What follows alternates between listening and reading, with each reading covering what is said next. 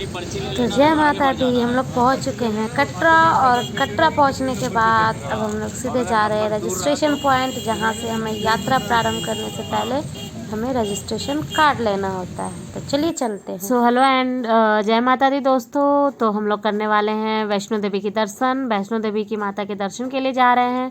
तो वैष्णो माता के दर्शन के करने से पहले हमें रजिस्ट्रेशन करवाना पड़ता है, जहाँ से हमें अपना पिन नंबर, मतलब जिस एरिया से आए हैं उस एरिया का पिन नंबर और अपना आधार कार्ड दिखाना होता है और अपना नाम बताना होता है, और वो हमें एक रजिस्ट्रेशन कार्ड दे देते हैं।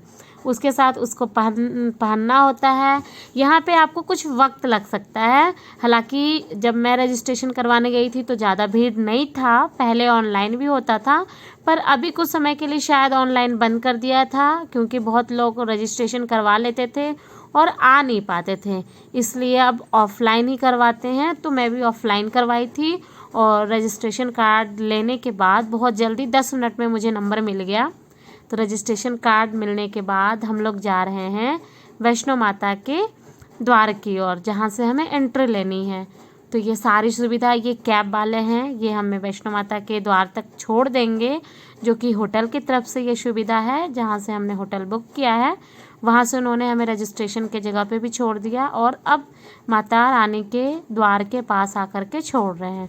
तो आप ये देख सकते हो, ये माता रानी का द्वार है, जहाँ आकर हमें कैब वालों ने छोड़ दिया है, और ये जो सामने गेट दिख रही है आपको, वहीं से एंट्री लेना होता है। तो हम लोग माता रानी के द्वार से अच्छी तरह से एंट्री ले लिए हैं। उसके बाद अब हम लोग अपना चढ़ाई शुरू कर चुके हैं। मैंने, क्योंकि मेरा जो किट्टू है वो 5 ईयर्स का है, वो इतना ऊँचा चढ़ाई नहीं कर सकता है, और चूँकि बारिश भी हो, तो यह मैंने प्रीपेड इंस्टॉलर लिया है, जिसकी प्राइस होती है 540 रुपये है। ये हमें भवन तक, बच्चे को भवन तक छोड़ देंगे। और अब हम आगे बढ़ रहे हैं। रास्ते में हमें सबसे पहले चरण पादुका मंदिर मिलती है, और चरण पादुका की दर्शन करने के बाद हम फिर आगे की ओर बढ़ते हैं। चूँकि बारिश बंद नहीं हुई है, तो जहाँ से हमने रजिस्ट्रेशन करवाया था वहीं से रेनकोट मिली थी, तो हम ये रेनकोट पहन करके और बस जय माता दी का नारा लगाते हुए आगे बढ़ते हुए जा रहे हैं। तो ये, और जहाँ से हमने प्रीपेड इंस्टॉलर लिया था वहीं से आपको ये पालकी के भी लिए भी चार्ज पे करना होता है, और वहाँ पे खच्चर भी अवेलेबल होता है। मैं ये पुरानी वाली रास्ता, अब 2 रास्ते बन गए हैं, नई वाले रास्ते और पुराने वाले रास्ते। नए वाले रास्ते में भीड़ बहुत ही ज़्यादा कम होता है, बहुत कम लोग जाते हैं। हालांकि उससे वो, क्योंकि थोड़ी लंबी है, उससे हालांकि चढ़ाई थोड़ी कम होती है, पर हम लोग ये पुराने वाले रास्ते से जा रहे हैं, क्योंकि इसमें लोगों का ज़्यादा आवाजाही जो होता है वो पुराने वाले रास्ते से ही होती है। और यहाँ पुराने वाले रास्ते में आपको सारी सुविधाएं भी मिलती जाएंगी, जैसे टॉयलेट हो गया, खाने पीने की चीज़ें हो गई, जगह जगह ठहरने के लिए बेंचेस बेड लगे हुए हैं। तो आप अगर पहली बार जा रहे हो तो पुराने वाले रास्ते से अगर जाते हो तो ज़्यादा बेहतर रहेगा आपके लिए।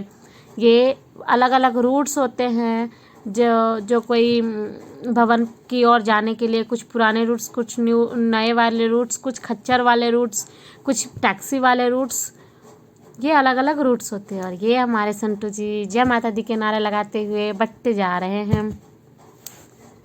मौसम अभी भी यहाँ का बहुत ही ख़राब हो चुका है, और आप भी जाने से पहले, अगर आप जा रहे हैं बच्चे के साथ या आप खुद भी जा रहे हैं, तो ठंड के कपड़ा ज़रूर ले लें, क्योंकि ऊपर में जैसे जैसे हम लोग ऊपर बढ़ रहे हैं वैसे वैसे हमें ठंड लग रही है। तो लगभग अब हम लोग 6-7 किलोमीटर की चढ़ाई कर चुके हैं, अर्धकुमारी पहुंच चुके हैं, और यहाँ से आपको 2 रास्ता मिलेगा, एक अर्धकुमारी जाने के लिए, और आप सीधे निकल जाते हैं तो भवन की ओर जाती है। और यहाँ से अर्धकुमारी से प्रीपेड टैक्सी भी अवेलेबल होती है, जिसकी प्राइस 354 रुपीज़ होती है। 5 साल से कम के बच्चों के लिए कोई टिकट नहीं होता है, और ये अर्धकुमारी से आपको भवन तक ये टैक्सी छोड़ देगी। आप पहले रजिस्ट्रेशन भी करवा सकते हैं पहले से। और हम लोग फिर धीरे धीरे आगे की ओर बढ़ते हुए जा रहे हैं, और अब हम लोग कुछ ही दूर में हैं, मतलब 2-2.5-3 किलोमीटर की दूरी और रह गई है शेष माता रानी के पास, भवन के पास पहुंचने के लिए। ये मनोरम दृश्य है वहाँ का, जो बारिश कंटिन्यू हो ही रही है। आपको रास्ते में बंदर खेलते कुत्ते दिख जाएंगे, और अब भवन 2.5 किलोमीटर रह गया है यहाँ से। आप ये मनोरम दृश्य देख सकते हैं। यहाँ से माता रानी का भवन दिख रहा है, मतलब हम लोग कुछ दूरी और शेष रह गई है माता रानी के भवन के पास पहुँचने के लिए। तो अब हम लोग आ चुके हैं माता रानी के भवन के कुछ दूर पहले। यहाँ पर हम लोग अपना लॉकर रखते हैं, तो हम लोग सबसे लास्ट वाले लॉकर जा रहे हैं। और ये किट्टू के पेट में दर्द हो गया, ऊपर काफ़ी ज़्यादा ठंड है, अब मतलब हाथ भी ऐसे काम नहीं कर रहा है, इतना ज़्यादा ठंड है। और हम लोग स्वेटर लेकर आए नहीं थे क्योंकि लग नहीं रहा था कि इतना ज़्यादा ठंड होगा, पर ठंड काफ़ी ज़्यादा है। प्रणव के पेट में दर्द हो रहा है तो उसको गोद में लेकर जाना पड़ रहा है। आई डोंट नो वाई, क्यों पेट दर्द उसका स्टार्ट हो गया है, जबकि वो स्टॉलर में आया था, शायद उस सही से खाना नहीं खा पाया है इस वजह से। पर कोई नहीं, चल रहे हैं हम लोग बस।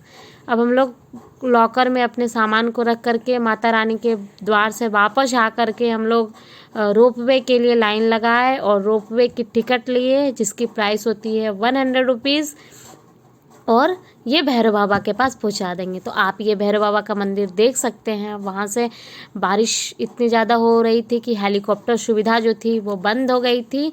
और ये भैरव बाबा के पास की जगह की है, जहाँ से ऊपर बारिश कंटिन्यू हुई है तो सारे जगह पे गीले हैं। और यहाँ से क्लाउड जो है, बादल जो है कंटिन्यू, कुहासा जो है मतलब कोहरा जो है वो लगा हुआ है कंटिन्यू। पर बहुत अच्छे से भवन माता रानी की भी दर्शन हो गई और भैरव बाबा की भी दर्शन हो गई। और वापस हम रोपवे से माता रानी के भवन के पास वापस जा रहे हैं। और अब हम लोग अपने होटल्स की ओर वापस जा रहे हैं।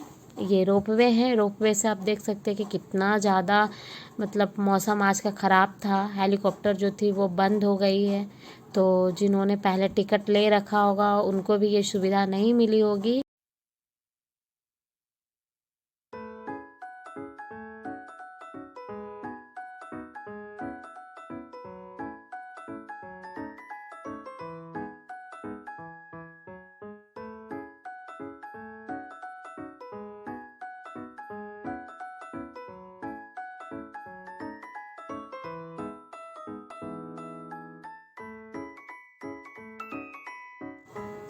तो अब हम लोग रोपवे से सीधे नीचे जा रहे हैं। और किस्मत से हमें एक एम्बुलेंस वाले भैया मिल गए हैं जो हमें लिफ्ट दे दिए। और क्योंकि अब पैर में काफ़ी दर्द हो गया था, किट्टू भी काफ़ी थक चुका था, और हम लोग नई वाली रूट के तरफ से गलती से निकल गए थे, तो पालकी और खच्चर ना स्ट्रॉलर कुछ भी अवेलेबल नहीं था। इसलिए माता रानी की कृपा थी, एक भैया मिल गए और वो हमें नीचे तक ड्रॉप कर देंगे। तो हम लोग अब वही एम्बुलेंस जो थी उससे हम लोग नीचे तक आ गए हैं। और ये ड्रॉपिंग का एरिया है जहाँ पे जो हमें कार्ड मिलती है, वो कार्ड को ड्रॉप किया जाता है। वो कार्ड हमें इसलिए मिलती है ताकि वो जिस चेक पोस्ट से निकले वो हमारी ट्रैकिंग होती है उस कार्ड के ज़रिए, कि हम लोग कहाँ हमारी लास्ट लोकेशन को वो ट्रैक कर सकती है कि हम ऊपर पहुँचने में इसलिए उस कार्ड को कंटिन्यू पहने रहना होता है। और लास्ट में जब आप मतलब यात्रा जहाँ से आप ख़त्म करते हो तो आ करके आपको वो कार्ड को सबमिट करना होता है। ये किट्टू बिल्कुल थक चुका है और वो थक कर आकर बैठ गया है। तो हमारी माता रानी की कृपा से दर्शन बहुत अच्छे तरीके से हुआ और हमारी यात्रा भी बहुत अच्छी तरीके से हुई। एक थी छोटी सी वीडियो जिसमें हमने सारी जानकारी को दिया है कि कैसे कैसे क्या क्या और कैसे पहुँचना है ऊपर।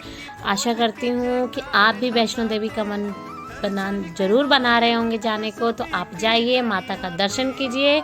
और अगर कोई कन्फ्यूजन हो तो कमेंट बॉक्स में आप मुझसे